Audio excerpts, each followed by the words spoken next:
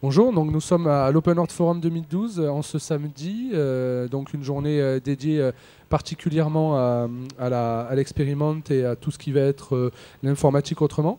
Donc on est avec Romain Chanu et Emilien Ankiem, c'est ça? Donc de l'association Jerry. Bonjour Romain, bonjour Emilien. Salut Jonathan. Bonjour. Donc on va parler de Jerry.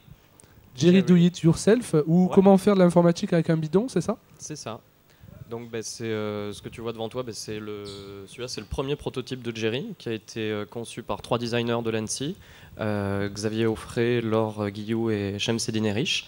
Et en fait, on a trouvé le concept intéressant de pouvoir montrer qu'on peut fabriquer un ordinateur juste à partir de matériaux de récupération et un bidon à la place de la tour. Et depuis, avec Emilien et d'autres gens qui nous ont rejoints, on essaie de montrer aux gens qu'ils peuvent se fabriquer un ordinateur à partir de pas grand-chose. C'est quoi c'est un symbole plus qu'autre chose le bidon, ou c'est vraiment un intérêt en tant que matériau? Les deux. Ouais. C'est facile à transporter. Après, oui, il y a un peu une symbolique derrière. Ça, c'est, je pense, plus du côté des designers qu'il faudrait creuser. Mais en soi, c'est un objet pratique qui dénature un peu l'habitude qu'on a de voir un ordinateur et qui attire un peu la curiosité, qui éveille la curiosité chez les gens. Et donc si je prends un ordinateur comme celui-ci, celui qui est ouvert, on a quoi dessus? C'est-à-dire que c'est quoi? Il fait quoi exactement?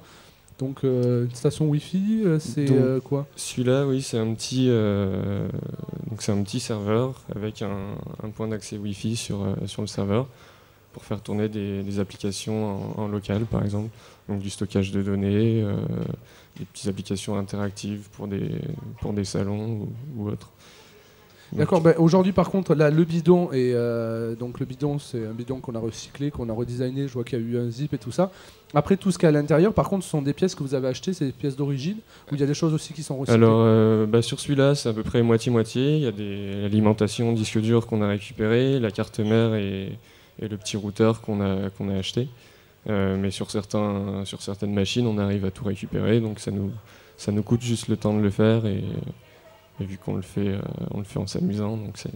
Oui, parce que là, il y a aussi un avantage en termes de coût par rapport à ça, c'est-à-dire ça coûte combien un PC comme ça en récup total, ou alors peut-être avec ce que vous avez fait, ça revient à combien? Celui-là, il y en a pour peut-être une centaine d'euros de matériel. Ouais, même pas, parce que même le routeur, on l'avait récupéré pour moins de 10 euros.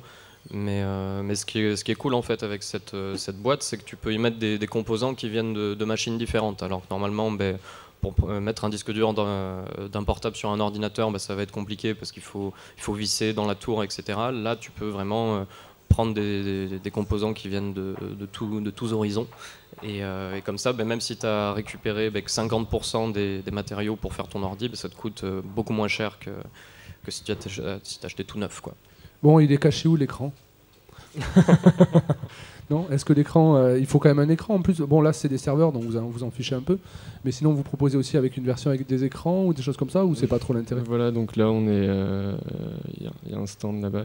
Il y a Emabuntu en fait qu'on installe sur les machines qu'on fait tourner en mode desktop. Donc avec un écran, un clavier, une souris et ça marche bien. On vient le brancher sur la carte mère et ça fonctionne. Ouais.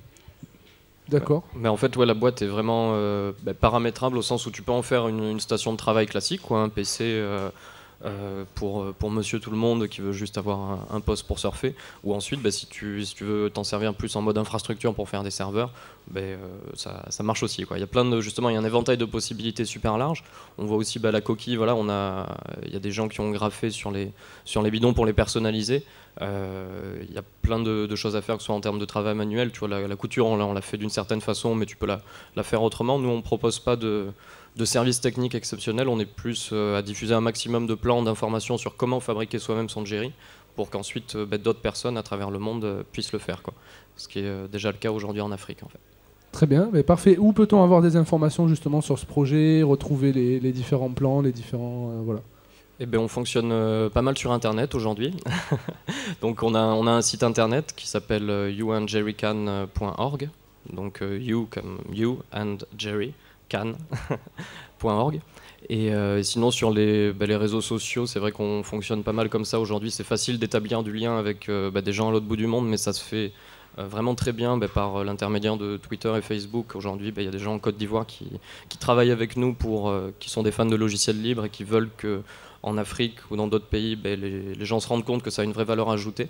Donc on communique avec eux comme ça. Très bien, merci Romain, merci Emilien. Et merci à Jonathan. bientôt. Viens nous voir sur notre stand. À tout de suite.